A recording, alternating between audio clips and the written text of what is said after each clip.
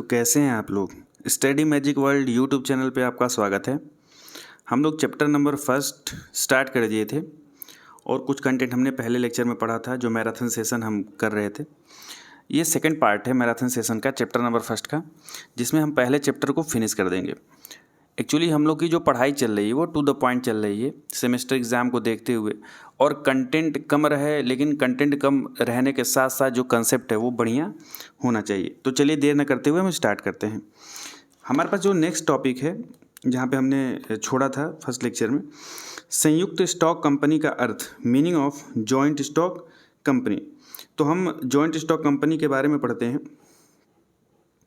वह व्यवसाय जो उसके निवेशकों या शेयरधारकों के स्वामित्व में है उसे संयुक्त stock company, joint stock company के रूप में जाना जाता है। हम कह सकते हैं कि जॉइंट स्टॉक कंपनी उन व्यक्तियों की एक स्वैच्छिक संस्थान है जो सामान्य उद्देश्य के लिए पैसे या पैसे के मूल्य का योगदान करते हैं। कोई भी इस व्यवसाय में उसकी रुचि के बिना प्रवेश नहीं कर सकता। कहने का मतलब जॉइंट स्टॉक कंपनी में कई लोग अपनी रुचि के हिसाब से, जिनकी रुचियां क्या हो, समान हो, एक ही रुचि वाले लोग मिलकर जॉइंट स्टॉक कंपनी की स्थापना करते हैं। जिसमें क्या होता है, जो पार्टिसिपेट करेंगे वो क्या करेंगे, वो कुछ पूंजियों का निवेश भी करेंगे, जितना वो कर सकते हैं उतनी पूंजियों का निवेश करेंगे। शेयर जारी करके कंपनी जनता से धन जुटा सकती है। बड़े पैमाने पर निवेश करने के लिए सार्वजनिक धन का उपयोग संचालन के लिए किया जाता है, जैसे माल का उत्पादन, विस्तार, क्रय संपत्ति। तो ऐसा है कि इसमें शेयर्स जो होते हैं ना, शेयर्स को हम लोग क्या कर सकते हैं, निकाल सकते हैं, और वो शेयर्स जनता खरीदेगी, और जनता खरीदेगी तो इससे फ़ायदा होगा कंपनी को, जॉइंट स्टॉक कंपनी को, कि जो पैसे का डिमांड है, जो हमको वित्तीय सहायता चाहिए, फाइनेंशियल सपोर्ट चाहिए, वो हम जुटा सकते हैं। और जो भी कार्य हमको करना है, जैसे कच्चा माल खरीदना है या बिजनेस को एक्सपैंड करना है, बिजनेस को फैलाना है, वो चीज़ें हम कर सकते हैं। अब जॉइंट स्टॉक कंपनी की कुछ परिभाषाओं को हम लोग देख लेते हैं कि कुछ महत्वपूर्ण जो विचारक हैं उन्होंने जॉइंट स्टॉक कंपनी की क्या परिभाषाएं दी हैं। देखिए, परीक्षा में अगर अच्छे मार्क्स उठाने हो तो हमें इस तरीके से लिखना पड़ता है, टू द पॉइंट। कुछ विचारकों के द्वारा दिए गए परिभाषाओं को आप लिख देंगे तो मार्क्स टू द पॉइंट उठते हैं, अच्छे मार्क्स उठते हैं। तो चलिए देर न करते हुए स्टार्ट करते हैं। तो जस्टिस लिंडले जो थे, एक विचारक हैं जस्टिस लिंडले, इनके अनुसार जॉइंट स्टॉक कंपनी का अर्थ कई व्यक्तियों के संघ के रूप में होता है जो एक सामान्य स्टॉक के लिए पैसे या पैसे के मूल्य का योगदान करते हैं और इसे कुछ सामान्य उद्देश्य के लिए नियोजित करते हैं। नियोजित करने का मतलब बनाना। चीफ जस्टिस मार्शल के अनुसार एक जॉइंट स्टॉक कंपनी एक कृत्रिम व्यक्ति है।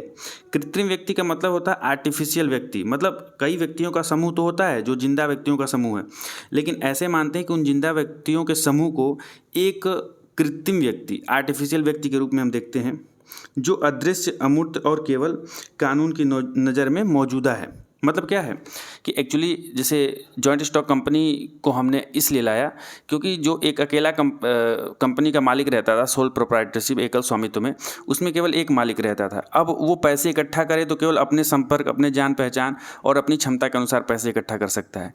लेकिन जॉइंट स्टॉक कंपनी में जब कई लोग मिलकर इस कंपनी को चलाएंगे तो अपने संबंधों के आधार पर, अपने जो व्यवहार है उसके आधार पर ज़्यादा वित्तीय सहायता वो इकट्ठा कर सकते हैं।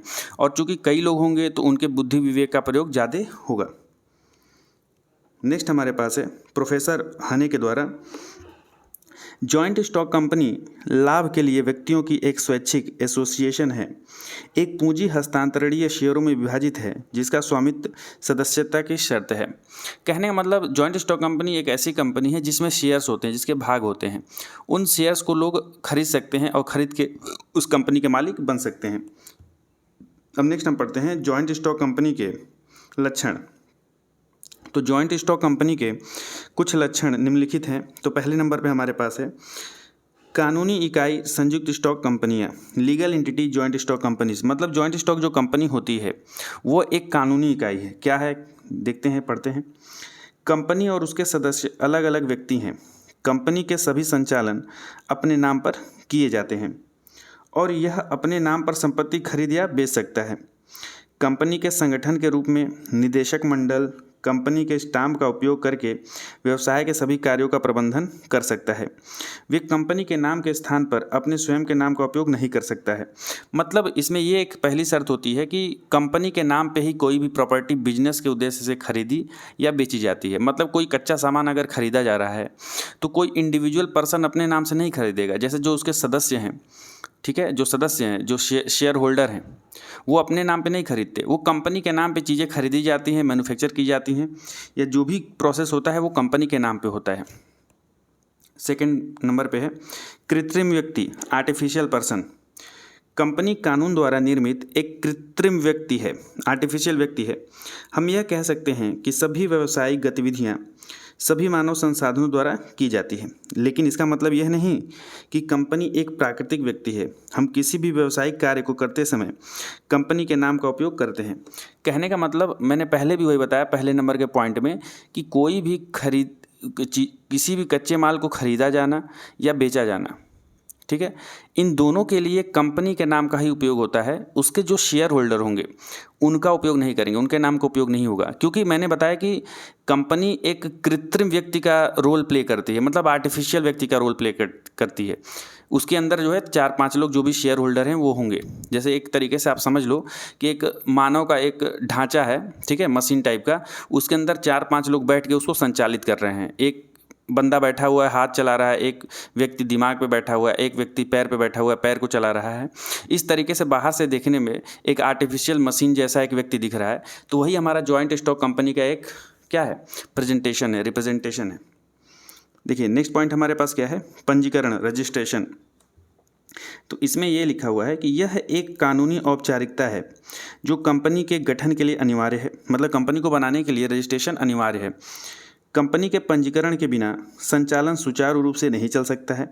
कंपनी अधिनियम 1956 के तहत हर कंपनी को बिना किसी कठिनाई के व्यवसाय करने के लिए खुद को पंजीकृत करना होगा। भाई साहब, अगर कोई कंपनी खोल रहे हैं तो उसकी पहचान सरकार के पास होनी चाहिए, क्योंकि एक लीगल संस्थान है। ये जॉइंट स्टॉक कंपनी एक लीगल संस्थान है, इसलिए इसका पहचान जो है सरकार के पास होना चाहिए। और सरकार के पास पहचान कब होगा, तो एक प्रक्रिया के तहत जाने पे, अर्थात रजिस्ट्रेशन एक प्रक्रिया है जिसके द्वारा कानूनी पहचान हमारे कंपनी को मिलती है। नेक्स्ट पॉइंट है समान मुहर, कॉमन सील। कंपनी खुद पर हस्ताक्षर नहीं कर सकती है। सभी गतिविधियों को कंपनी के साथ जुड़े लोगों के समूह के माध्यम से किया जाता है। इसलिए कंपनी की ओर से कार्य करने वाला कोई भी व्यक्ति कंपनी के हस्ताक्षर के स्थान पर सामान्य मुहर, स्टाम्प का उपयोग कर सकता है। स्टाम्प या आम मुहर के बिना किसी भी दस्तावेज को कंपनी का कानूनी दस्तावेज नहीं माना जाता है। मतलब कंपनी का एक कॉमन मुहर होगा, उस मुहर को हर जगह लगाएंगे, भले ही साइन किसी का भी हो, लेकिन उसका मुहर लगाना जरूरी है। जहाँ पे सिग्नेचर लिखा होगा, सिग्नेचर अथॉरिटी, तो वहाँ पे मुहर भी लगेगा और साथ ही साथ जो कंपनी के जो भी वहाँ पे अधिकारी होंगे, ऑफिसर्स होंगे, उनका साइन लगेगा। मतलब मुहर के बिना नहीं माना जाएगा कि कोई भी डॉक्यूमेंटेशन कंप्लीट है। नेक्स्ट है शेयरों की हस्तांतरणीयता, ट्रांसफरेबिलिटी ऑफ शेयर्स। मतलब इस टॉपिक में ये समझना है कि जो शेयर्स होंगे उस शेयर को ट्रांसफ़र कर पाएंगे कि नहीं कर पाएंगे, और कर पाएंगे तो क्या कंडीशन होगी, इसी को समझना है। कंपनी के शेयर अपने सदस्यों द्वारा स्वतंत्र रूप से हस्तांतरणीय हैं। कोई भी सदस्य जो अपने शेयर बेचना चाहता है तो वह कंपनी से अपनी सदस्यता को बेचने और वापस लेने के लिए स्वतंत्र हो सकता है। सार्वजनिक कंपनी के मामले में शेयरों की हस्तांतरणीयता आसान है, लेकिन निजी कंपनी के मामले में कोई भी सदस्य अपना हिस्सा नहीं बेच सकता और न ही शेयर को आसानी से हस्तांतरित कर सकता है। ठीक है, क्लियर है, ये तो टॉपिक क्लियर है कि शेयर को अगर बेचना खरीदना है जॉइंट स्टॉक कंपनी में ईजिली खरीदा या बेचा जा सकता है या ट्रांसफ़र किया जा सकता है। नेक्स्ट पॉइंट हमारे पास है स्वामित्व और नियंत्रण, ओनरशिप एंड कंट्रोल। तो भाई अब मालिकाना हक किसका है, कंट्रोल किसका होगा, इसके बारे में हम देखते हैं। कंपनी और उसके सदस्य एक दूसरे से अलग हैं, और अगर हम स्वामित्व के बारे में बात करें तो शेयरधारक मालिक है जो कंपनी में स्वामित्व और निवेश करते हैं। यदि हम नियंत्रण के बारे में बात कर रहे हैं तो शेयरधारकों को व्यापार के समग्र संचालन को नियंत्रित करने के लिए निदेशक मंडल चुना जाता है। मतलब ऐसा नहीं है कि शेयरधारक लोग होंगे तो शेयरधारक डायरेक्ट किसी भी डिसीजन को लेगा। शेयरधारकों के द्वारा क्या होता है, एक चुनाव जैसी प्रक्रिया होती है जिसमें कुछ लोग ऐसे होंगे जिनके पास ज़्यादा शेयर होंगे, ज़्यादा मात्रा में भाग होंगे कंपनी के, ठीक है, ज़्यादा मात्रा में उन्होंने कंट्रीब्यूट किया होगा। तो वो कुछ लोग होंगे 100-150 लोग, उनमें से 10 लोगों को हम लोग बोर्ड ऑफ डायरेक्टर्स में चुनेंगे। अब बोर्ड ऑफ डायरेक्टर्स में चुनने की जो प्रक्रिया होगी वो चुनाव पद्धति से हो सकती है, तो शेयर होल्डर्स के द्वारा ही चुना जाता है और इनको चुन के बोर्ड ऑफ डायरेक्टर्स में हम लोग स्थापित करते हैं। तो कोई भी इम्पॉर्टेंट डिसीजन कंपनी को लेकर लेना होता है तो यही लोग उस डिसीजन को लेते हैं। नेक्स्ट 7 नंबर पे है देयता, लायबिलिटी। अब देखो लायबिलिटी टर्म को पहले समझ लो। लायबिलिटी का मतलब ये होता है, एक रिस्पॉन्सिबिलिटी की तरीके से ले सकते हो। लायबिलिटी मतलब भाई मतलब किसी भी चीज़ की जिम्मेदारी आपकी होती है ना। मान लो कोई भी काम कर रहे हो तो वो काम अच्छे से होगा तो उसका तो प्रॉफिट आपको मिलता ही मिलता है। अगर अच्छे से ना हो, उस काम में अगर नुकसान हो जाए तो उस नुकसान की भरपाई करने की जो एक डायरेक्ट कंडीशन होती है उसे ही लायबिलिटी बोलते हैं। तो इसमें लायबिलिटी है कि नहीं भाई, नुकसान होगा तो किस हद तक आप उसकी भरपाई कर रहे हो। ऐसा तो नहीं है कि इतनी लायबिलिटी है कि नुकसान हुआ तो आपका ज़मीन जायदाद आपको नीलाम करके जो है उसकी भरपाई कर ली जा रही है। अगर आपके ज़मीन जायदाद आपकी संपत्ति को नीलाम करके भरपाई की जा रही है तो लायबिलिटी ज़्यादा है, लेकिन अगर आपकी संपत्ति और जायदाद सुरक्षित है तो लायबिलिटी कम है। तो पहले इसको पढ़ लेते हैं। कंपनी में सदस्यों को उनके द्वारा योगदान की गई शेयर पूंजी की सीमा तक सीमित देयता होती है। अब इसमें लायबिलिटी का मतलब ये हो गया कि शेयर होल्डर शेयर खरीदे होंगे, अब कितने % में शेयर खरीदे हैं तो उस हद तक ही उनकी लायबिलिटी होती है। मतलब अगर किसी ने 1.5 लाख रुपए का शेयर खरीदा है किसी कंपनी में, जॉइंट स्टॉक कंपनी में, तो 1.5 लाख के शेयर खरीदने का मतलब कि उसका नुकसान अब हो सकता है, घाटा तो 1.5 लाख का ही हो सकता है। ऐसा नहीं हो सकता कि 1.5 लाख का शेयर खरीदा है और नुकसान जो है उसको 5 लाख का हो रहा है, ऐसा नहीं होगा। 1.5 लाख का शेयर खरीदा है उसने तो 1.5 लाख का ही मैक्सिमम नुकसान हो सकता है। हो सकता है कि उसके शेयर की वैल्यू क्या हो जाए, 0 हो जाए। मैक्सिमम कंडीशन, वर्स्ट कंडीशन बता रहे हैं, ऐसा होता नहीं है। वर्स्ट कंडीशन हो सकता है कि 1.5 लाख रुपए का शेयर खरीदा तो 1.5 लाख रुपए का नुकसान हो रहा है, घाटा हो रहा है। दाम घट सकता है, नुकसान ऐसा हो सकता है कि 1.5 लाख का खरीदा, उसका वैल्यू 1 लाख हो गया तो 50,000 का नुकसान हो गया। लेकिन वर्स्ट कंडीशन में 1.5 लाख का ही नुकसान होगा। मतलब जो लायबिलिटी है, जो एक जिम्मेदारी है, जो बोझ है, वो सीमित है, कितना शेयर आपने खरीदा है उसके हिसाब से। अब नेक्स्ट इसमें एग्जाम्पल भी दिया हुआ है, जो मैंने समझाया वही है, तो आप उम्मीद करता हूँ कि समझ गए होंगे। 8वें नंबर पे है निरंतर अस्तित्व, कंटिन्यूअस एग्जिस्टेंस। अब ये क्या है? एक कंपनी का निरंतर अस्तित्व होता है और यह अपने सदस्यों से स्वतंत्र होती है। सदस्य आ सकते हैं और जा सकते हैं, लेकिन कंपनी का संचालन प्रभावित नहीं होता है। कंपनी केवल कानूनी प्रक्रिया के माध्यम से विंडअप हो सकती है। विंडअप मतलब ख़त्म हो सकती है, समाप्त हो सकती है। अब कंपनी के बारे में, ऐसी कंपनी, जॉइंट स्टॉक कंपनी ऐसी संस्थान नहीं है कि कुछ लोग चले गए, आ गए तो कंपनी का अस्तित्व समाप्त हो गया। चूँकि ये कानूनी एक निकाय बन जाता है, लीगल फॉर्मेलिटीज़ होती हैं, तो इसको समाप्त करना बहुत ही आसान नहीं होता। ठीक है, लोग इसमें आएंगे, नए लोग फिर आ जा सकते हैं। मालिक आज कोई और है, कल कोई और मालिक होगा है। ठीक है, जो मालिक है आज वो अपना शेयर बेच के चला गया, तो शेयर बेचेगा तो कोई खरीदेगा भी तो नया कैंडिडेट आ जाएगा।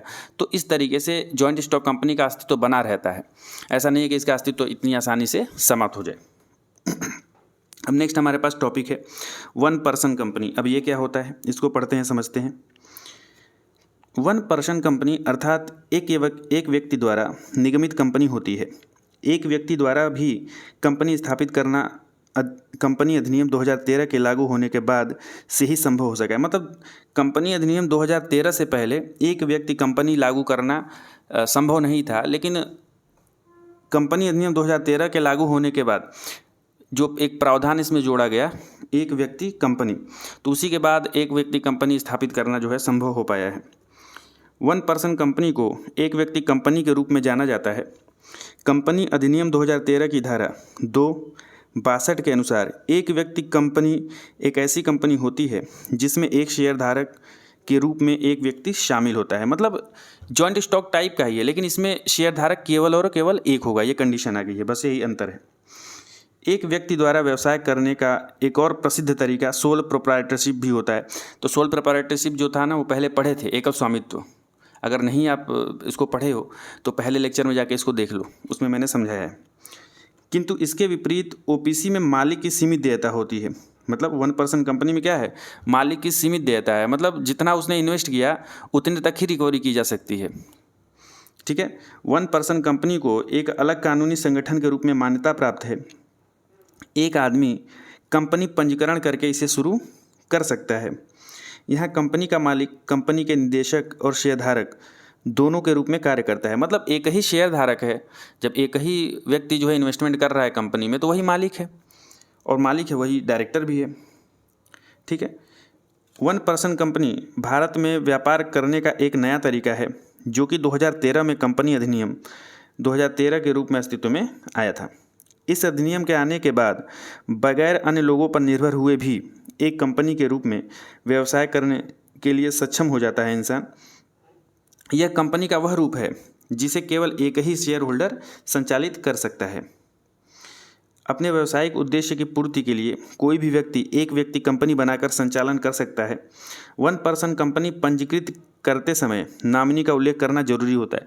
अब जाहिर सी बात है, अगर केवल मालिक एक ही है कंपनी का, शेयर होल्डर एक ही है, बाय द वे अगर किसी कारणवश उसका डेथ हो जाता है, वो समाप्त हो जाता है, मर जाता है, तो भाई उस कंपनी का मालिक कौन होगा, तो उसके लिए नॉमिनी डिसाइड करना पड़ेगा ना। आप अपने बाद किसको मालिक बनाना चाहते हैं, तो ये बहुत ज़रूरी हो जाता है, क्योंकि एक ही इंसान है। अगर 4-5 लोग मिलकर करते, एक लोग मर भी जाते, नॉमिनी नहीं भी होता, उसको एडजस्ट कर सकते थे, उसके लिए फॉर्मेलिटीज़ हैं। लेकिन एक ही व्यक्ति कानूनी रूप से अधिकारी है तो किसी और के बाद का कोई अर्थ ही नहीं है। ठीक है, तो नॉमिनी डिसाइड करना बहुत ही इंपॉर्टेंट हो जाता है, ताकि मालिक मृत्यु के बाद नामांकित व्यक्ति को कंपनी का उत्तराधिकारी चुना जा सके। 1% कंपनी के रूप में केवल एक व्यक्ति द्वारा भी कंपनी का निर्माण किया जा सकता है, जहां डायरेक्टर्स की न्यूनतम संख्या 1 तथा अधिकतम संख्या 15 हो सकती है। 1% कंपनी को किसी भी समय किसी भी प्रकार की कंपनी में परिवर्तित किया जा सकता है। अगर ये सोचो कि 1% कंपनी में स्टार्ट किए हैं और उसको जॉइंट स्टॉक में कन्वर्ट कर दें, तो कन्वर्ट करना आसान होता है, इसमें ये प्रावधान है। अब 1% कंपनी के लाभ क्या हैं? निजी कंपनी को तो सारे लाभ मिलते हैं, और अलग कानूनी इकाई का दर्जा प्राप्त होना इसका फ़ायदा यही होता है कि इसके सदस्य का दायित्व इसके शेयरों तक ही सीमित होता है। मतलब 1% कंपनी में ये फ़ायदा है ना, सोल प्रोप्राइटरशिप जो था, एकल स्वामित्व, 1% कंपनी, इसमें अंतर यह है कि 1% कंपनी में जितना इन्वेस्ट किए हैं केवल उतना ही आपसे रिकवर किया जाएगा। 1.5 लाख रुपये अगर इन्वेस्ट किए हैं आप अपना, ठीक है, बाकी सब इधर उधर से लोन ले लिए या कुछ भी कर लिए, तो अगर इन्वेस्टमेंट जो है तो उतने तक ही आपसे रिकवर किया जाएगा। ऐसा नहीं है कि इन्वेस्टमेंट आपने किया, ठीक है, कंपनी की पूंजी बहुत ज़्यादा बढ़ गई और भविष्य में चल के नुकसान हो गया, तो भविष्य में जितना आपका जो अमाउंट है, जितना नुकसान हुआ है, पूरा रिकवर किया जाएगा। देखा जाएगा कि आपने कितना इन्वेस्ट किया है। लेकिन 1% कंपनी में क्या है कि जिस समय जितना घाटा होगा पूरा का पूरा आपसे रिकवर किया जाएगा, आपके ज़मीन जायदाद को बेचकर या घर को बेचकर। ठीक है, 1% कंपनी शुरू करना आसान है। इसे न्यूनतम आवश्यकताओं के साथ शुरू किया जा सकता है। कंपनी पर पूर्ण नियंत्रण होता है, क्योंकि एक ही लोग का नियंत्रण है तो कंपनी पे पूर्ण नियंत्रण होता है। इसे सिंगल ओनर द्वारा नियंत्रित और प्रबंधित किया जा सकता है, जिसके चलते निर्णय लेना आसान होता है। साथ ही यहाँ निर्णय लेने की प्रक्रिया भी तेज होती है। शाश्वत उत्तराधिकारी की विशेषता, इसमें नॉमिनी नियुक्त करने की आवश्यकता होती है, जिसका अर्थ यह हुआ कि सदस्य की मृत्यु होने पर उसके स्थान पर नॉमिनी कंपनी चलाएगा, अर्थात इसको शाश्वत उत्तराधिकारी प्राप्त हो जाता है। विश्वास की भावना प्रदान करना, जैसा कि आप जानते हैं कि 1% कंपनी को लीगल स्टेटस प्राप्त है, जिसके कारण ग्राहकों को व्यवसाय में विश्वास की भावना जागृत होती है। यह एक लोकप्रिय व्यावसायिक संरचना है। अब नेक्स्ट टॉपिक हमारे पास है प्राइवेट लिमिटेड कंपनी। ठीक है, निजी लिमिटेड कंपनी जिसे कहते हैं। अब इसको समझ लेते हैं। कुछ व्यक्तियों द्वारा निजी तौर पर एक अलग कानूनी इकाई होती है। इसमें शेयरधारक सार्वजनिक रूप से शेयरों का व्यापार नहीं कर सकता है। ध्यान देना, इसमें शेयरधारक शेयरों का व्यापार नहीं कर सकता है। जॉइंट स्टॉक में क्या होता था, शेयर बेच सकते हैं, खरीद सकते हैं। इसमें जो है शेयरों का सार्वजनिक रूप से व्यापार नहीं हो सकता, क्योंकि ये प्राइवेट लिमिटेड कंपनी है। यह अपने शेयरों की संख्या को 50 तक सीमित कर सकता है। मतलब मैक्सिमम इसमें शेयर जो हो सकते हैं 50 हो सकते हैं, और इन 50 शेयर्स को खरीदा और बेचा नहीं जा सकता आसानी से। शेयरधारक अन्य शेयरधारकों की मंजूरी के बिना अपने शेयर नहीं बेच सकता। यह ऐसी कंपनी है जो अपने सदस्यों के अधिकार को अपने शेयरों को हस्तांतरित करने के लिए प्रतिबंधित करता है, और यह अपने शेयरों की सदस्यता के लिए जनता को निमंत्रण नहीं भेज सकता। मतलब ऐसा नहीं है कि लोग इसमें मतलब लोगों को आप शेयर बेच या खरीद सकते हैं। अक्सर कुछ कंपनियां ऐसी होती हैं ना, पब्लिक लिमिटेड कंपनियां जो होती हैं, उसमें जो शेयर्स हैं वो आम जनता खरीद और बेच सकती है। लेकिन जो प्राइवेट लिमिटेड कंपनी है, इसमें आम जनता शेयर को खरीद और बेच नहीं सकती है।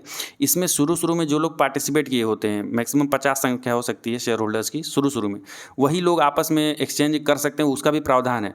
और पब्लिक के साथ तो कभी भी इसको क्या कर सकते हैं, बेच या खरीद नहीं सकते हैं। अब देखिए, निजी लिमिटेड कंपनी यानी प्राइवेट लिमिटेड कंपनी के कुछ लक्षण है, उसको देख लेते हैं। सदस्य, एक कंपनी शुरू करने के लिए 2 सदस्यों की न्यूनतम संख्या की आवश्यकता होती है और कंपनियों के अधिनियम 2013 के प्रावधानों के अनुसार अधिकतम 200 सदस्य हो सकते हैं। सेकंड नंबर पे सीमित देयता, लिमिटेड लायबिलिटी। प्रत्येक सदस्य या शेयरधारकों की देयता सीमित है, मतलब लायबिलिटी उनकी लिमिटेड है। इसका मतलब है कि किसी कंपनी को किसी भी परिस्थिति में नुकसान का सामना करना पड़ता है तो इसके शेयरधारक भुगतान के लिए अपनी संपत्ति बेचने के लिए उत्तरदायी होते हैं। शेयरधारकों की व्यक्तिगत संपत्ति जोखिम में नहीं है, मतलब किसी परिस्थिति में नुकसान होता है तो जो भी उसकी रिकवरी की जाएगी वो बैंक से कर ली जाएगी। उसकी जो प्राइवेट संपत्ति है, जैसे घर है या ज़मीन जायदाद है, उसको कुर्क नहीं किया जाएगा। इसमें ऐसा प्रावधान है। नेक्स्ट है क्रमिक उत्तराधिकारी। कंपनी अपने किसी भी सदस्य के दिवालिया होने, मृत्यु होने की स्थिति में कानून की नज़र में बनी रहती है। मतलब कोई अगर मर जाता है, ठीक है, या दिवालिया हो जाता है तो भी जो कंपनी का अस्तित्व है वो बना रहेगा। यह कंपनी के सतत उत्तराधिकारी की ओर जाता है। कंपनी का जीवन हमेशा के लिए विद्यमान रहता है, मतलब एक लोग गए तो दूसरे लोग आएंगे, उसको संभालेंगे। ऐसा नहीं कि एक लोग दिवालिया हो गए या मृत्यु हो गया किसी का तो कंपनी का अस्तित्व समाप्त हो जाएगा। नेक्स्ट है सदस्यों का सूचकांक। एक निजी कंपनी को सार्वजनिक कंपनी पर एक विशेषाधिकार प्राप्त होता है क्योंकि उन्हें अपने सदस्यों का एक सूचकांक नहीं रखना पड़ता है, जबकि सार्वजनिक कंपनी को अपने सदस्यों के सूचकांक को बनाए रखने की आवश्यकता होती है। नेक्स्ट है कई निदेशक। जब किसी निजी कंपनी के निदेशकों की बात आती है तो केवल 2 निदेशकों की आवश्यकता होती है। 2 निदेशकों के अस्तित्व के साथ एक निजी कंपनी संचालन में आ सकता है। मतलब एक निजी कंपनी के लिए क्या है, केवल 2 निदेशक होंगे, डायरेक्टर होंगे तो भी काम चल जाएगा। Paid up capital. इसमें न्यूनतम भुगतान पूंजी 1 लाख रुपए या इससे अधिक राशि होनी चाहिए जो समय समय पर निर्धारित की जा सकती है। पेड अप कैपिटल का मतलब जो कैपिटल हम लोग इन्वेस्ट करेंगे, लगाएंगे, तो न्यूनतम जो पेड अप कैपिटल होगा वो 1 लाख होगा या इससे अधिक होगा, 1 लाख से कम नहीं होगा। प्रॉस्पेक्टस। प्रॉस्पेक्टस कंपनी के मामलों का एक विस्तृत विवरण है जो एक कंपनी द्वारा अपने सार्वजनिक के लिए जारी किया जाता है, मतलब सार्वजनिक जो जनता है उसके लिए जारी किया जाता है। हालांकि एक निजी लिमिटेड कंपनी के मामले में प्रॉस्पेक्टस जारी करने की कोई आवश्यकता नहीं है क्योंकि इस सार्वजनिक में कंपनी के शेयरों की सदस्यता के लिए आमंत्रित नहीं किए जाते हैं। मतलब कि प्रॉस्पेक्टस आम जनता को जानकारी देने के लिए जारी किया जाता है, लेकिन एक प्राइवेट लिमिटेड कंपनी में आपने देखा कि बाहर से जनता शेयर्स ना खरीद सकते हैं ना उनको हम बेच सकते हैं, तो प्रॉस्पेक्टस की कोई आवश्यकता ही नहीं है। ठीक है, जो देखो प्राइवेट लिमिटेड कंपनी में प्रॉस्पेक्टस की कोई आवश्यकता नहीं है। जब पब्लिक लिमिटेड कंपनी पढ़ेंगे तो उसमें प्रॉस्पेक्टस की आवश्यकता पड़ेगी क्योंकि जनता शेयर खरीद सकती है, बेच सकती है। तो मतलब कंपनी के अंदर यानी पब्लिक लिमिटेड कंपनी के अंदर क्या चीज़ें हो रही हैं, कितना फ़ायदा, कितना नुकसान हुआ, उसकी जानकारी तो भाई पब्लिक को चाहिए ना। जब वो इन्वेस्ट कर रही है तो उसको जानकारी चाहिए। नेक्स्ट है न्यूनतम सदस्यता। यह कंपनी द्वारा प्राप्त की गई राशि है जो कि एक निश्चित अवधि के भीतर जारी किए गए शेयरों का 90% है। यदि कंपनी 90% राशि प्राप्त करने में सक्षम नहीं है तो वे आगे व्यवसाय शुरू नहीं कर सकते। एक निजी लिमिटेड कंपनी के मामले में न्यूनतम सब्सक्रिप्शन प्राप्त किए बिना शेयर जनता को आवंटित किए जा सकते हैं। नेक्स्ट है नाम। सभी निजी कंपनियों के लिए अनिवार्य है कि वे अपने नाम के बाद निजी शब्द का प्रयोग करें। मतलब कोई भी कंपनी अगर प्राइवेट लिमिटेड कंपनी है तो उसको लास्ट में प्राइवेट लिमिटेड कंपनी लिखना पड़ेगा। होता है ना कि ये नाम हो XYZ प्राइवेट लिमिटेड कंपनी, तो प्राइवेट लिमिटेड कंपनी के लिए एक आवश्यक कंडीशन है कि नाम के बाद प्राइवेट लिमिटेड कंपनी वो जो है मेंशन करेगा ही करेगा। अब नेक्स्ट आता है हमारे पास पब्लिक लिमिटेड कंपनी। अब ये क्या है, जैसा कि इसके नाम से जाहिर हो रहा है, पब्लिक लिमिटेड कंपनी यानी कि वह कंपनी जिसमें आम जनता भी हिस्सेदार हो सकती है, इसलिए इसे पब्लिक लिमिटेड कंपनी कहा जाता है। Public limited company share holders की संख्या बहुत होती है। मतलब पब्लिक लिमिटेड कंपनी में जो शेयर होल्डर्स हैं वो आम जनता हो सकती है, तो संख्या बहुत ज़्यादा हो सकती है। पब्लिक लिमिटेड कंपनी एक 2013 के अंतर्गत ही आती है। पब्लिक लिमिटेड कंपनी में कितने डायरेक्टर होने चाहिए, किसी भी पब्लिक लिमिटेड कंपनी में कम से कम 3 डायरेक्टर होने ही चाहिए। पब्लिक लिमिटेड इंपॉर्टेंट पॉइंट है, इसको नोट कर लेना। ये एग्जाम्स में जैसे इस पॉइंट को हाईलाइट करके लिखेंगे तो ज़्यादा अच्छा इंप्रेशन बनेगा, 1-2 मार्क्स ज़्यादा आप गेन कर सकते हैं। पब्लिक लिमिटेड कंपनी में कितने शेयर होल्डर्स होने चाहिए? किसी भी पब्लिक लिमिटेड कंपनी में कम से कम 7 शेयर होल्डर होने चाहिए। पब्लिक लिमिटेड कंपनी में अधिकतम शेयर होल्डर्स की संख्या कितनी भी हो सकती है, कोई मतलब सीमा नहीं है। अब सीमा नहीं है, इसलिए नहीं सीमा है अधिकतम शेयर होल्डर्स की, क्योंकि जो आम जनता है वो भी शेयर्स को खरीद सकता है, मतलब कंपनी का एक हिस्सा खरीद सकता है। पब्लिक लिमिटेड कंपनी के फ़ायदे, एडवांटेजेस क्या हैं पब्लिक लिमिटेड कंपनी के? शेयर होल्डर्स की संख्या। कोई भी कंपनी धन इकट्ठा करने के लिए बॉन्ड, डिबेंचर, बैंक लोन या शेयर का सहारा लेती है। केवल पब्लिक लिमिटेड कंपनी ही आम जनता के बीच शेयर को जारी कर सकती है। इसके लिए वह कंपनी का प्रॉस्पेक्टस भी जारी करती है। जैसा कि मैंने पहले बताया कि पब्लिक लिमिटेड कंपनी है तो जनता को कंपनी में होने वाले लाभ या नुकसान या घाटे या जो भी चीज़ें नई चीज़ें आ रही हैं जा रही हैं उसके बारे में जानकारी चाहिए, क्योंकि वो पैसा इन्वेस्ट करती है, शेयर्स को खरीदती है। पब्लिक लिमिटेड कंपनी में प्राइवेट लिमिटेड कंपनी की तरह शेयर होल्डर्स की अधिकतम संख्या निर्धारित नहीं होती है। स्टॉक एक्सचेंज लिस्टिंग, ये क्या है? स्टॉक एक्सचेंज लिस्टिंग, अब ये क्या है इसको देखते हैं। केवल पब्लिक लिमिटेड कंपनी ही स्टॉक एक्सचेंज में अपने को लिस्टिंग करा सकती है। मतलब बॉम्बे स्टॉक एक्सचेंज वगैरह होता है ना, स्टॉक एक्सचेंज मतलब कि जो शेयर्स हम खरीदते या बेचते हैं तो उसके बारे में जो एक डिटेल जारी होती है वही स्टॉक एक्सचेंजिंग है। तो जो पब्लिक लिमिटेड कंपनी है वही स्टॉक में जो है अपने आप को क्या कर सकती है, लिस्ट करा सकती है, ताकि लोग जैसे स्टॉक में पहले लिस्ट कराएगी कोई कंपनी ना पब्लिक लिमिटेड, तभी जाके लोग क्या कर सकते हैं, उसके शेयर्स को खरीद सकते हैं। अगर स्टॉक में लिस्ट नहीं कराएगी तो कोई भी पब्लिक जो है शेयर्स को खरीद या बेच नहीं सकता है।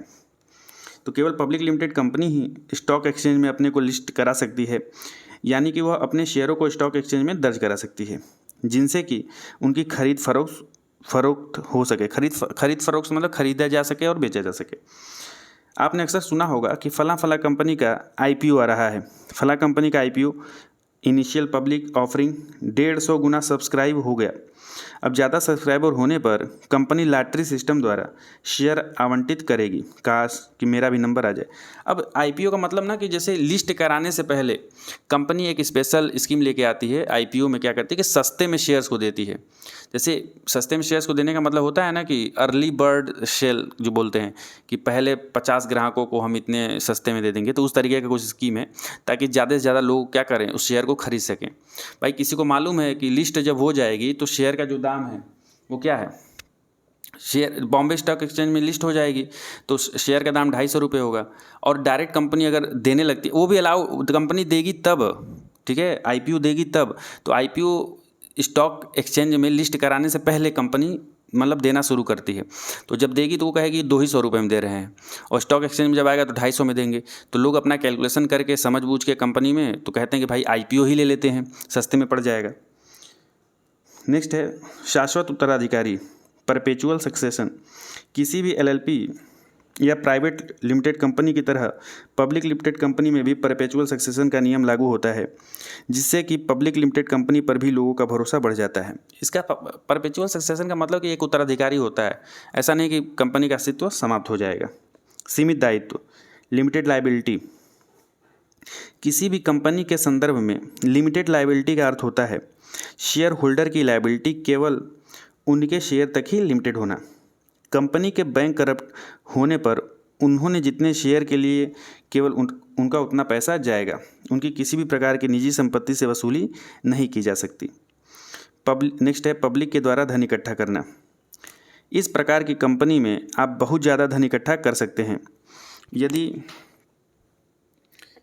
धन की आवश्यकता बहुत ज़्यादा है तो कंपनी को स्टॉक एक्सचेंज में लिस्ट किया जा सकता है तथा आम जनता से शेयर तथा डिवेंचर के माध्यम से धन इकट्ठा किया जा सकता है। जैसा कि मैंने पहले भी बताया, शेयरों का हस्तांतरण, ट्रांसफ़र ऑफ शेयर्स, इसमें क्या है, पब्लिक कंपनी जब स्टॉक एक्सचेंज में लिस्टेड हो जाती है तो शेयर को ट्रांसफ़र करना बहुत ही आसान हो जाता है।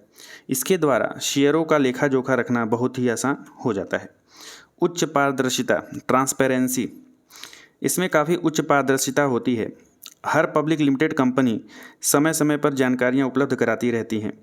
वार्षिक रिपोर्ट का ब्यौरा सार्वजनिक करती हैं। वही जो बता रहे थे ना, प्रॉस्पेक्टस के थ्रू वार्षिक जो विवरण है, जो लेखा जोखा है, वो चीज़ें पब्लिक हो जाती हैं, मतलब आम जनता को भी समझ में आती हैं।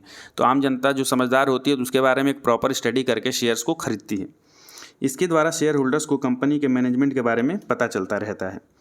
लाभ पर लाभांश, डिविडेंड ऑन प्रॉफिट। कंपनी द्वारा लाभ कमाने पर उनके शेयरधारकों को भी लाभांश दिया जाता है। इसी के कारण लोग कंपनी के शेयर्स में इन्वेस्ट करते हैं। इन्वेस्ट करने का मतलब भाई, कंपनी के शेयर में इन्वेस्ट करने का मतलब कंपनी का एक भाग खरीदना। अब कंपनी को जितना फ़ायदा होगा उसी रेशियो में आपको भी फ़ायदा होगा। कंपनी को अगर डबल फ़ायदा हुआ तो अगर 500 आपने लगाया तो आपको 1000 मिलेगा रिटर्न में। मान लो कंपनी क्या हुई, 6 महीने में डबल वैल्यू की हो गई, समझ में आ रहा है, मतलब उसका जो नेट वर्थ है वो क्या होगा, डबल हो गया। तो आप 500 अगर इन्वेस्ट किए हो तो आपको 1000 मिलेगा।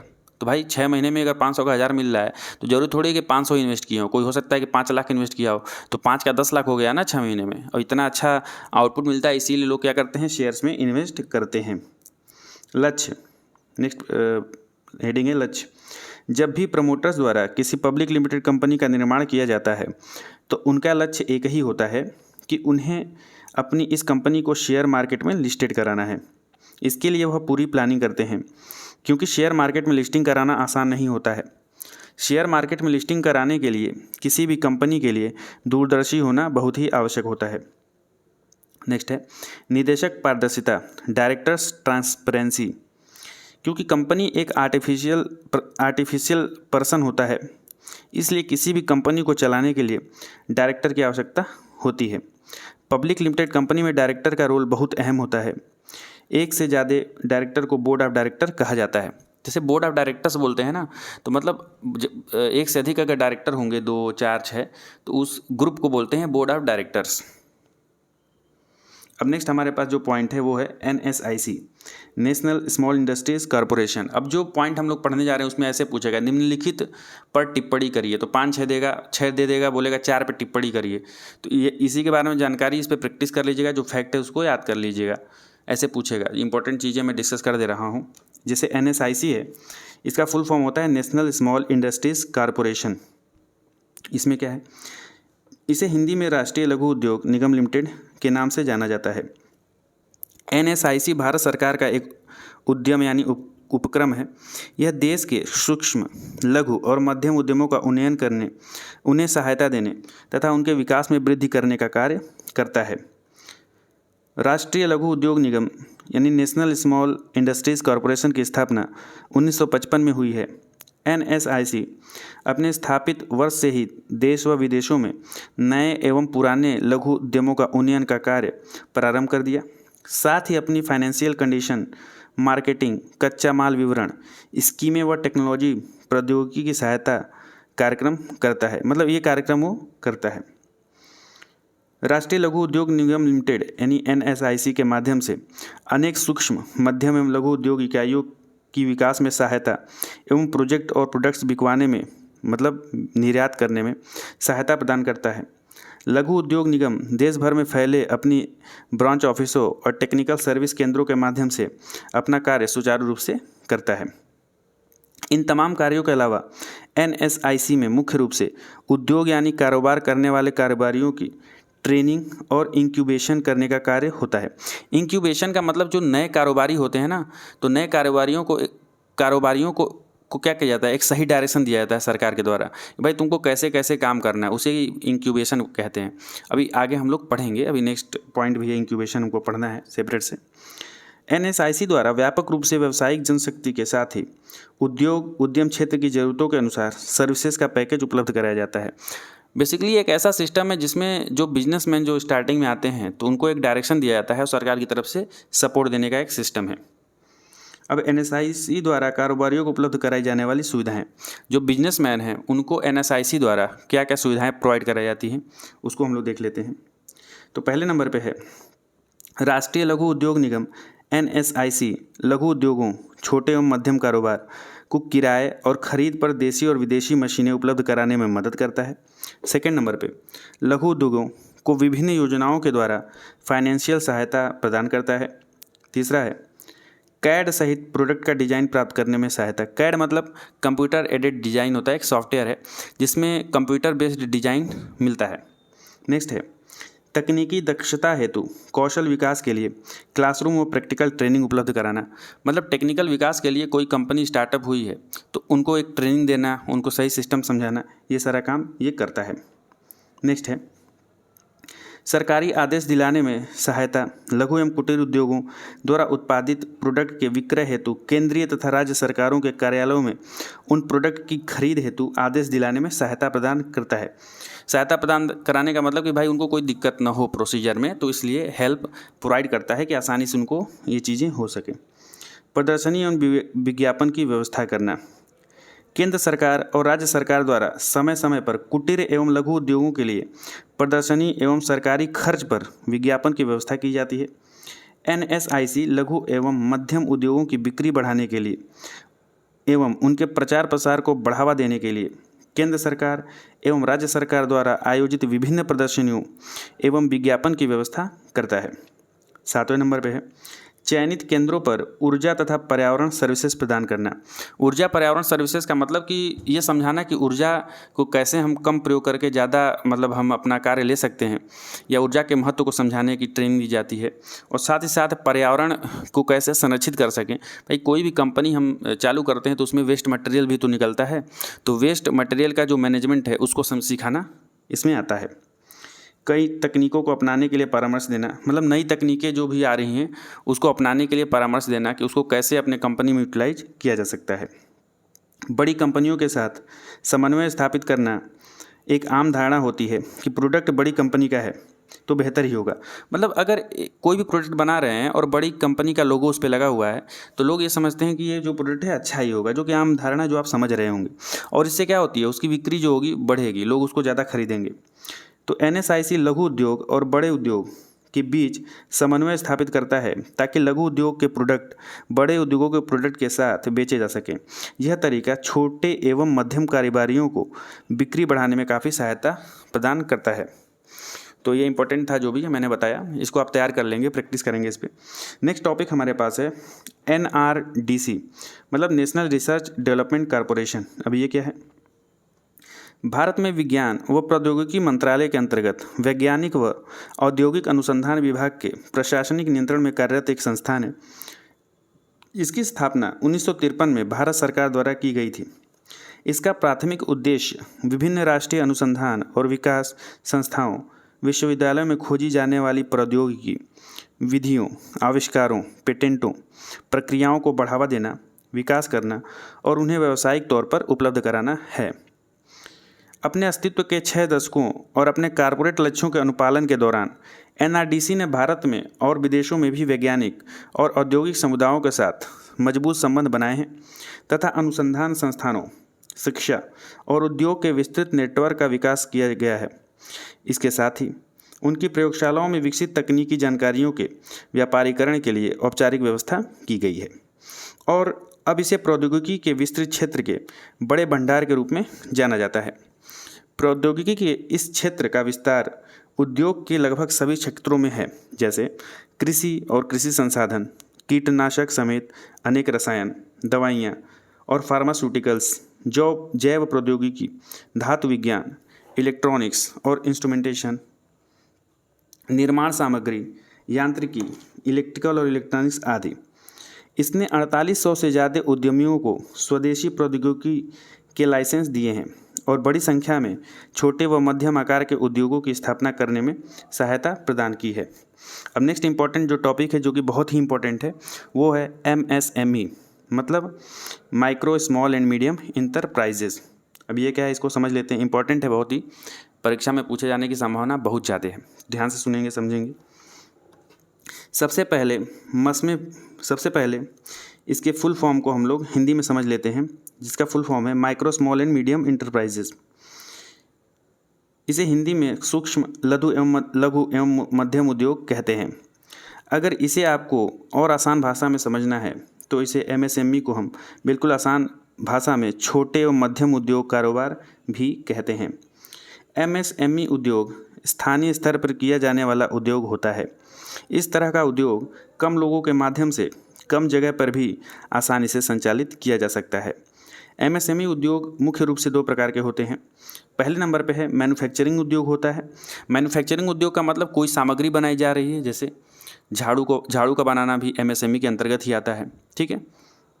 दूसरे नंबर पे है सेवा उद्योग। सेवा उद्योग मतलब कोचिंग संस्थाएं हो गई, तो सेवा उद्योग के अंदर ये आ सकती हैं। एमएसएमई के प्रकार पहले नंबर पे समझते हैं मैन्युफैक्चरिंग उद्योग। मैन्युफैक्चरिंग उद्योग में नई चीज़ों को बनाने यानी निर्माण करने का कार्य किया जाता है। सेकंड है सर्विस सेक्टर। सर्विस सेक्टर में मुख्य रूप से सेवा प्रदान करने का कार्य किया जाता है। इसे सेवा क्षेत्र के रूप में भी जाना जाता है। इस सेक्टर में लोगों और विभिन्न संस्थाओं को सर्विस देने का काम होता है। अब एमएसएमई अधिनियम 2006 के अनुसार एमएसएमई की परिभाषा क्या है, इसको देख लीजिए। सूक्ष्म लघु मध्यम उद्योग को संक्षिप्त में एमएसएमई कहा जाता है। 2006 में बने एमएसएमई अधिनियम के अनुसार एमएसएमई निम्न प्रकार से निर्धारित किए गए हैं। ये इनका प्रकार निम्नलिखित है। एमएसएमई के तहत अब देखते हैं कि जो मैन्युफैक्चरिंग उद्योग हैं जिसमें किसी प्रोडक्ट को बनाया जाता है, मतलब झाड़ू का जो मैं एग्जांपल दिया तो एमएसएमई के अंतर्गत आएगा। अब ये प्रोडक्ट जो कि बनाया जाता है इसलिए इसको मैन्युफैक्चरिंग उद्योग के अंदर रखते हैं। तो उसके लिए परिभाषा क्या है एमएसएमई में, इसको देखते हैं। अब इसमें देखो 3 कैटेगरी में बांटा गया है। देखो मैन्युफैक्चरिंग उद्योग में भी 3 पार्ट में बांटा जाएगा, और जो हमारा सर्विस वाला होगा कैटेगरी उसमें भी 3 पार्ट में बांटा जाएगा। ठीक है। तो मैन्युफैक्चरिंग उद्योग में भी 3 पार्ट में, सर्विस सेक्टर में भी 3 पार्ट में, और इन तीनों पार्टों का जो है डेफिनेशन अलग अलग होगा। ठीक है। मैन्युफैक्चरिंग के लिए तीनों पार्टों का डेफिनेशन अलग होगा, और सर्विस सेक्टर का जो तीनों पार्ट है उसका डेफिनेशन या परिभाषा अलग होगा। तो ध्यान से सुनिएगा, ये अलग अलग परिभाषा में बताऊँगा। अब मैं मैन्युफैक्चरिंग उद्योग के लिए जो परिभाषा देने जा रहा हूँ उसके बाद फिर सर्विस सेक्टर का परिभाषा दूंगा इन्हीं चीज़ों के लिए, तो वो अलग होगा। ध्यान से सुनिएगा, समझिएगा। एमएसएमई के तहत मैन्युफैक्चरिंग उद्योग के लिए निर्धारित परिभाषा। इसमें पहले नंबर पर है सूक्ष्म उद्योग यानी माइक्रो बिजनेस की परिभाषा। जिन उद्योगों में 25 लाख रुपए तक की कीमत वाली मशीनें लगी होती हैं उन्हें एमएसएमई के अंतर्गत सूक्ष्म उद्योग यानी माइक्रो इंडस्ट्री के नाम से जाना जाता है। ठीक है। क्लियर होगा कि 25 लाख से कम होना चाहिए। मैन्युफैक्चरिंग उद्योग की बात हो रही है जिसमें कोई सामान बनाते हैं, सर्विस की बात नहीं कर रहे हैं अभी। सेकंड नंबर पे है लघु उद्योग की परिभाषा। जिन उद्योगों में 25 लाख रुपए से लेकर 5 करोड़ रुपए तक की कीमत वाली मशीनें लगी होती हैं उन्हें एमएसएमई के अंतर्गत लघु उद्योग यानी स्मॉल इंडस्ट्री के नाम से जाना जाता है।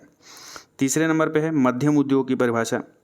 जिन उद्योगों में 5 करोड़ से लेकर 50 करोड़ रुपए तक की कीमत वाली मशीनें लगी होती हैं उन्हें एमएसएमई के अंतर्गत मध्यम उद्योग यानी मीडियम साइज इंडस्ट्री के नाम से जाना जाता है। अब नेक्स्ट जो डेफिनेशन आने वाला है वो सेवा उद्योग का आने वाला है, सर्विस सेक्टर का। उसमें देखिए सर्विस सेक्टर के अंतर्गत सूक्ष्म उद्योग की परिभाषा।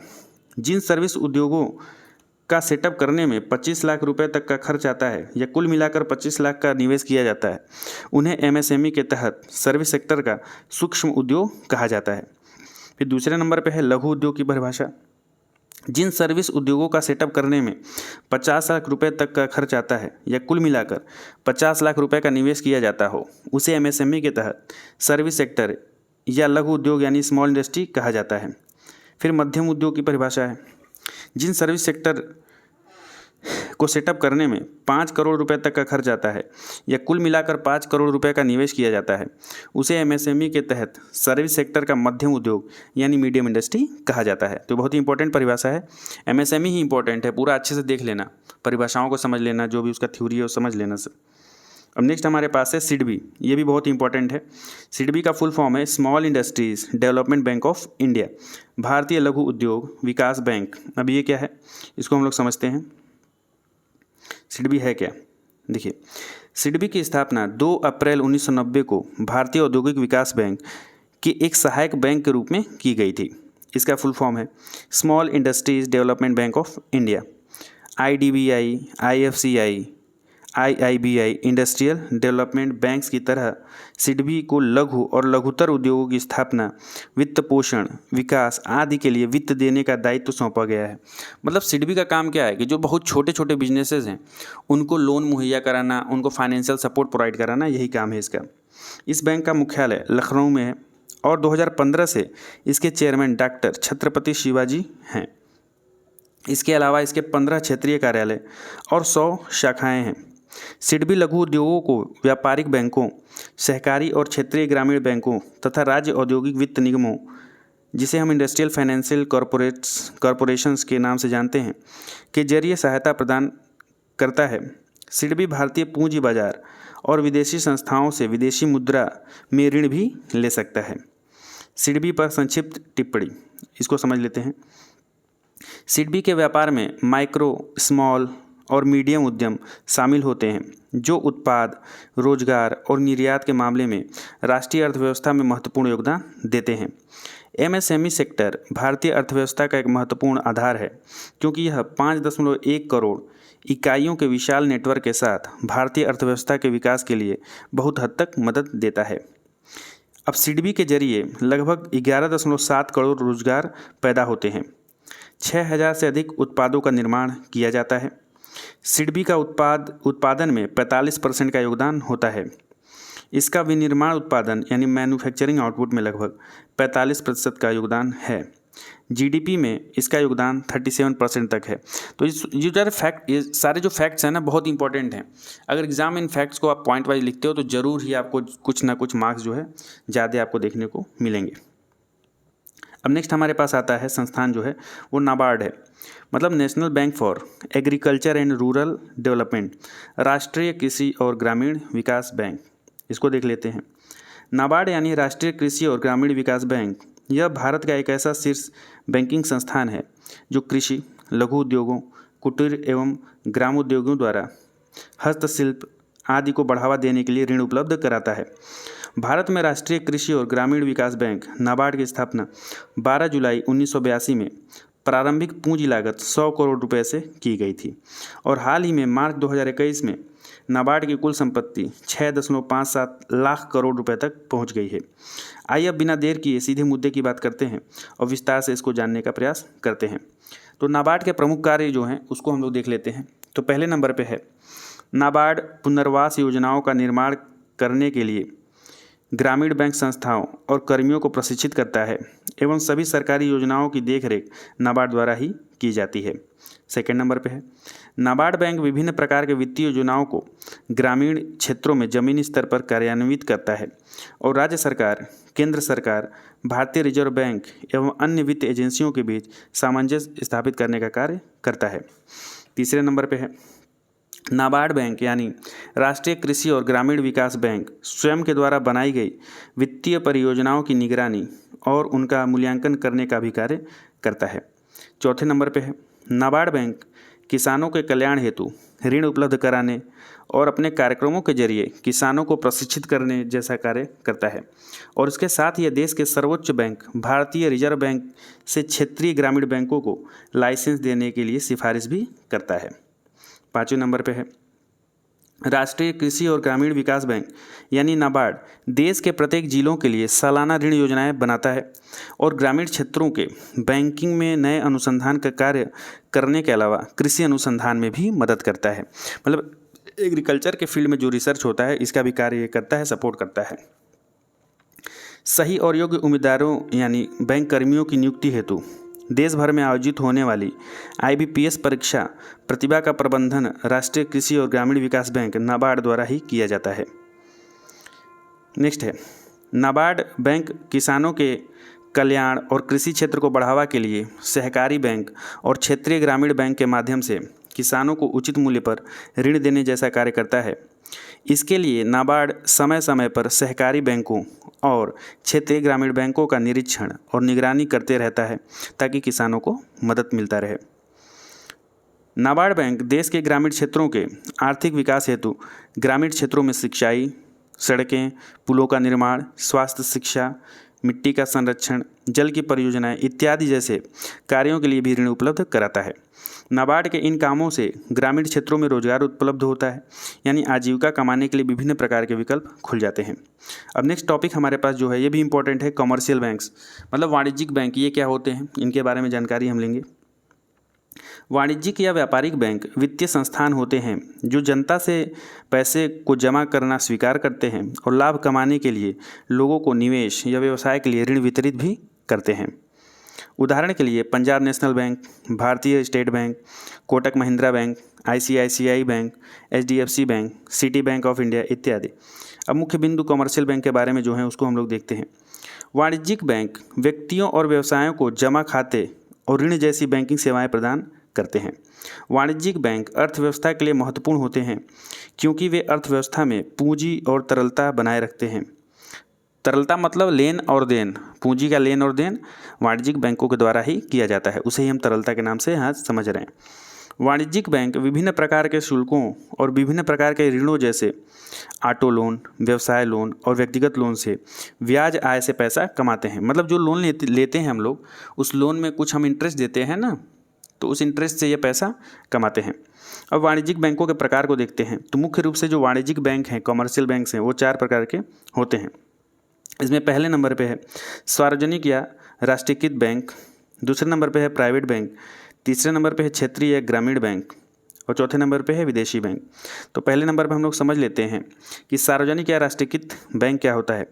सार्वजनिक क्षेत्र में बैंक यानी पब्लिक सेक्टर बैंक वे होते हैं जिसमें बहुमत हिस्सेदारी अर्थात 50% से अधिक सरकार के पास होती है। मतलब ऐसा बैंक जिसमें 50% से ज़्यादा हिस्सेदारी, मालिकाना हक जो है सरकार के पास है, उसे सार्वजनिक या राष्ट्रीयकृत बैंक कहते हैं। सितंबर 2021 तक भारत में कुल 12 सार्वजनिक या राष्ट्रीयकृत बैंक मौजूद हैं। सरल शब्दों में वे बैंक जो सरकार के स्वामित्व में होते हैं सार्वजनिक बैंक कहलाते हैं। उदाहरण के लिए state bank of India, Punjab national bank इत्यादि। नेक्स्ट है प्राइवेट बैंक। निजी बैंक ऐसे बैंक होते हैं जो या तो व्यक्तियों के स्वामित्व में होते हैं या संस्थाओं के समूह के स्वामित्व में होते हैं।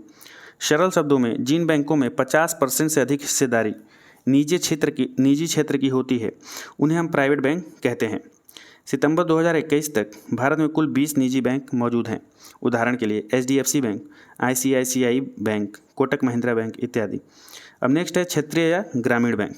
क्षेत्रीय ग्रामीण बैंक भी सरकारी बैंक होते हैं क्योंकि वे वित्त मंत्रालय के स्वामित्व में आते हैं, जो भारत के विभिन्न राज्यों में क्षेत्रीय स्तर पर काम करते हैं। मतलब लोकल गांव वाले एरियाज़ में ये वर्क करते हैं, जो बुनियादी बैंकिंग और वित्तीय सेवाओं जैसी सुविधाओं के लिए ग्रामीण क्षेत्रों की सेवा के लिए बनाए गए हैं। हालांकि RRB की शहरी शाखाएं भी मौजूद हैं। उदाहरण आंध्र प्रदेश ग्रामीण विकास बैंक, हिमाचल प्रदेश ग्रामीण विकास बैंक, केरल ग्रामीण बैंक, आर्यावर्त बैंक इत्यादि। अब नेक्स्ट हमारे पास आता है विदेशी बैंक। एक विदेशी बैंक एक प्रकार का अंतर्राष्ट्रीय बैंक होता है जिसका मुख्यालय दूसरे देश में होता है, लेकिन विभिन्न देशों में उसकी शाखाएं होती हैं। एक विदेशी बैंक घरेलू और जहां उसकी शाखाएं हैं दोनों देशों के नियमों का पालन करने के लिए बाध्य होती हैं। वर्तमान में RBI के अनुसार 14 जुलाई 2020 तक भारत में कुल 46 विदेशी बैंक कार्यरत हैं। उदाहरण bank of China, Abu Dhabi bank of America, city bank इत्यादि। अब वाणिज्यिक बैंक के कार्य क्या होते हैं। बैंक के पास 2 प्रकार के कार्य होते हैं। पहला प्राथमिक है, दूसरा सेकेंडरी है। तो जो प्राथमिक कार्य है उसको समझते हैं। वाणिज्यिक बैंक विभिन्न प्रकार के जमा स्वीकार करते हैं, जैसे बचत खाता जमा, चालू जमा खाता, रिकरिंग अकाउंट डिपॉजिट और फिक्स्ड अकाउंट डिपॉजिट। ये जमा राशि ग्राहकों को उनकी मांग के अनुसार कुछ समय बाद वापस कर दी जाती है। वाणिज्यिक बैंक विभिन्न प्रकार के ऋण प्रदान करते हैं, जैसे कि ऑटो लोन, एजुकेशन लोन, व्यवसाय लोन और व्यक्तिगत लोन इत्यादि। अब सेकेंडरी जो कार्य हैं उसको देखते हैं। सेकेंडरी फंक्शन को भी 2 भागों में विभाजित किया गया है, एजेंसी फंक्शन और यूटिलिटी फंक्शन। एजेंसी फंक्शन में देखिए पहले नंबर पे है पोर्टफोलियो का प्रबंधन। बैंक अपने ग्राहकों की ओर से शेयर, बॉन्ड और डिबेंचर खरीदते और बेचते हैं। धन का हस्तांतरण, बैंक एक शाखा या स्थान से दूसरी शाखा में धन हस्तांतरित करने का कार्य करते हैं। नेक्स्ट है भुगतान, बैंक अपने ग्राहक की ओर से बिजली बिल, गैस बिल, किराए आदि की जैसी भुगतान करते हैं। नेक्स्ट है धन संग्रह, बैंक अपने ग्राहकों की ओर से पेंशन, वेतन और लाभांश एकत्र करते हैं। अन्य कार्य, बैंक ग्राहक के एग्जीक्यूटर, प्रशासक, सलाहकार आदि के रूप में भी कार्य करते हैं। अब यूटिलिटी फंक्शन क्या है। यूटिलिटी फंक्शन में है पहले नंबर पे सुरक्षित जमा, तिजोरी या लाकर प्रदान करना, विदेशी मुद्रा में डील करना, समाज कल्याण कार्यक्रम, अपने ग्राहकों की ओर से गारंटी देना। अब बैंकों के उत्पाद क्या हैं। बैंकों के उत्पाद प्रोडक्ट्स ऑफ बैंक, इसमें पहले नंबर पे है बचत खाता यानी सेविंग अकाउंट, सेकंड नंबर पे है चालू खाता यानी करेंट अकाउंट, तीसरा नंबर पे है आवर्ती खाता यानी रिकरिंग अकाउंट, चौथे नंबर पे है निश्चित खाता यानी फिक्स्ड अकाउंट, 5वें नंबर पे है बीमा यानी पॉलिसीज़। 6ठे नंबर पे विभिन्न प्रकार के ऋण यानी लोन्स। 7वें नंबर पे है कोषागार प्रबंधन यानी लॉकर व्यवस्था। 8वें नंबर पे है चेक। 9वें नंबर पे है क्रेडिट कार्ड। 10वें नंबर पे है डेबिट कार्ड। अब नेक्स्ट हमारे पास जो आता है वो आता है KVIC, khadi and village industries commission. अब ये क्या होता है इसके बारे में समझ लेते हैं। खादी और ग्राम उद्योग आयोग का काम देश भर में ग्रामीण क्षेत्रों में खादी व अन्य ग्राम उद्योगों के विकास के लिए कार्यक्रमों की योजना बनाना, बढ़ावा देना, आयोजन करना, उन्हें लागू करना है।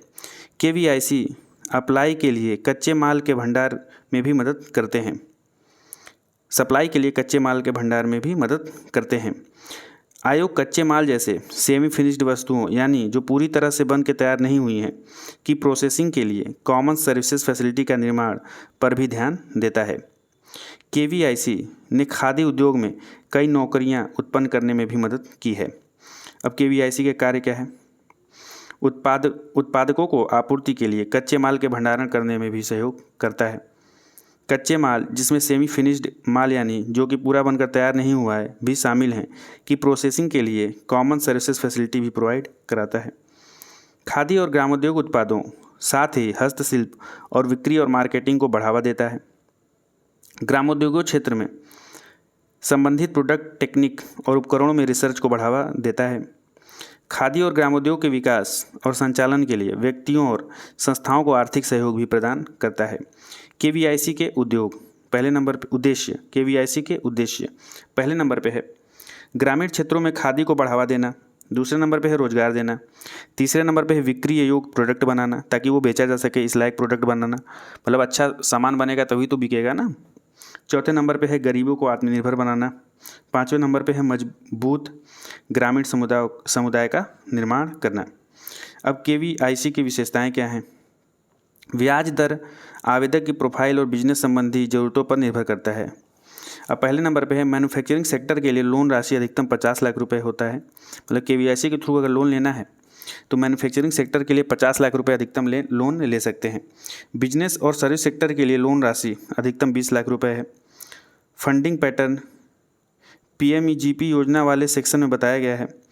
भुगतान अवधि 3 साल से 7 साल तक, मतलब जो भी लोन ले रहे हैं वो 3 साल से 7 साल के बीच में आपको रिटर्न करना है, जिसमें 6 महीने का मोरेटोरियम पीरियड शामिल है। मतलब अगर 6 महीने लेट होता है तो चल जाएगा, लेकिन नॉर्मली 3 से 7 साल के बीच में आपका जो है वापस करना है। अधिकतम आय की कोई सीमा नहीं होती है इसमें। मार्जिन अलग अकाउंट में 3 साल के लिए लॉक इन, जिसे बाद में KVIC लोन के साथ एडजस्ट किया जा सकता है। ब्याज दर सब्सिडी योजना KVIC द्वारा प्रदान की जाने वाली ब्याज सब्सिडी योजना फाइनेंशियल एजेंसियों द्वारा दिए जाने वाले लोन पर लागू होता है। पूंजी निवेश के रूप में लोन डिसबर्समेंट के लिए KVIC द्वारा दिए गए लोन और वर्किंग कैपिटल लोन इनके द्वारा ऑफर किए जाते हैं। पहले नंबर पर संस्थान सोसाइटी रजिस्ट्रेशन एक्ट 1860 के तहत रजिस्टर्ड होना चाहिए। दूसरा कोऑपरेटिव सोसाइटीज एक्ट 1912 के तहत ये रजिस्टर्ड होना चाहिए। तीसरा है जनता की भलाई और धार्मिक उद्देश्यों के लिए बनाए गए चैरिटेबल ट्रस्ट भी होते हैं इसके बीच में।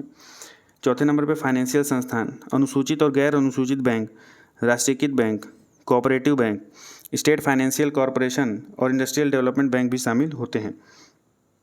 अब बिजनेस इंक्यूबेटर्स क्या होते हैं इसका अर्थ समझ लो।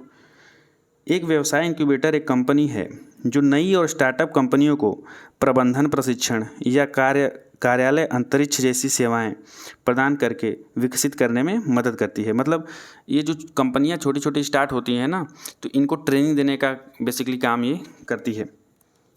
यह उनके शुरुआती महीनों या वर्षों के दौरान स्टार्टअप फर्मों का पोषण करने के लिए स्थापित सुविधा भी है।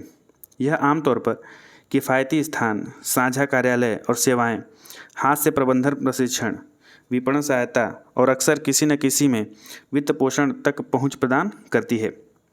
बिजनेस इंक्यूबेशन स्टार्टअप और शुरुआती चरण की कंपनियों के लिए उनके समर्पण में अनुसंधान और प्रौद्योगिकी पार्कों में भी, प्रौद्योगिकी पार्कों का मतलब ये होता है ना कि जहाँ पे नई नई टेक्नोलॉजी को क्या किया जाए, प्रदर्शित किया जाए।